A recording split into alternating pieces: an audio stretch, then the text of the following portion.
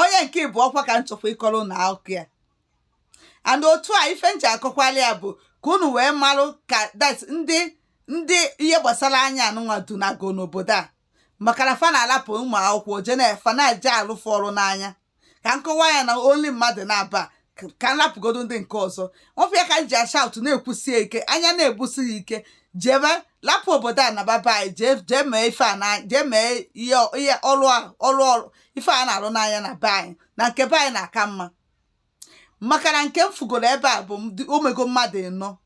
Ọ bụkwa na imego nke gị n'obodo a wee bụ na ọ bụrụ ụmụ akwụkwọ merụ nke na fametelie, biko kwuo ebe ọ nọ wee mee, kwụọ ụlọ ọgwụ kudenye na comment section ka ọ ya bụ onye nwere nsogbu a ka ọ marụ ma ọ ya eje ebe a jee mee nke ya.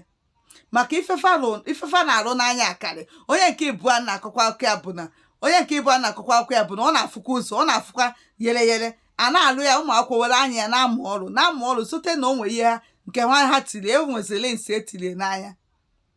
O wee bata were arụ ụlọ. Ọ bụrụ na ya na mmadụ anọrọ ya ọmafu ụzọ ọma mma daso mgbe obi nto bite nwere aka, mana ọ na obu nwaanyị obodo wee larụ ụla. Nwoke dị 62 years ọ na-eje ebe a na-ere anụ, jee gote afọ anụ lelele were ya kọọ rice bupute n'ezi, ndị mmadụ a na-eli. Onye na-ada afụ ụzọ ọkwa jos ka o wee dị shọ na ọ kwụnwere ụgwọ na ebe ọ nọ, ka o wee na-asụ 5 agwụ na ife na-eme na Sauti. That's abụelu na ife onyonyo ife na-eme na Sauti. Onye lapụghị n'ụlọ na Nigeria si na ọ na-abịa obodo Sauti, abụelu na ife onyonyo ka fasa survive n'obodo a. Isi onye a biko onye bataba na ihe nye ya na ebe ọ eje n'aka ugbo. Ka m na-agwakwa ya, fa na-eme so many things ka fa wee dị sure na fa kwụnwere ụgwọ na ebe fa bi first, because ụgwọ nọ gara ọnụ n'obodo a. Imagine that nwoke a na eji ya na ife ọ na-eme. O burukuru awawa bupute na street dono na-elie tentena olegdo ụfọdụ ndị eke bịa ma ndị na-afụ maka akwụkwọ eji ele ife na street eburu dị nni wufuo onye nke bọsị aga echobidokwa n'isi. Nwoke a wee jee wee lụọ onye ọrụ n'anya, tinye ihe nwa tinye lins n'anya, na wee tetoro otu ife o tinye n'anya dapụ kpuo isi. Ọ dapụ ọdafụzi ụzọ na nwaanyị obodo ya na ya na-abụ dị na ebozi abịa ebusilie wee gabazi ụlọ ọgwụ wee je mee ihe nwe ha mere wee je sasizi anya ọ natakwa kpụzie isi final ọ dafụzi yere sote na nwoke filmsi that's ọchịcha osichazie na ibupụ ndị mmadụ na-asị na ọchịcha jụ na nne ofizie na ọchịcha debie ka ọ tụsazie sniper wee chụọ ọchịcha wee werezie ọ na-asị afụ ụzọ ebe ọ ya atụsa sniper.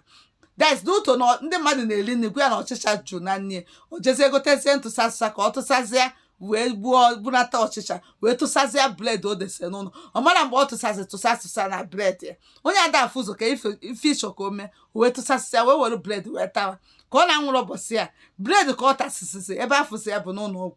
Afọ wee tibie mgbụrụ afọ wee kebiri ebu tibie ebu ka a na-ekwu ọkwa ya ka iji wee fụ na nwoke a kwete wee naba. If not ọ ya na-akwa onye na-eje maybe 65 years na-ejezi 65 dono gwa m ife nọ na Sauti eme duto maka gịnị? Maka ikpu nwaanyị obodo.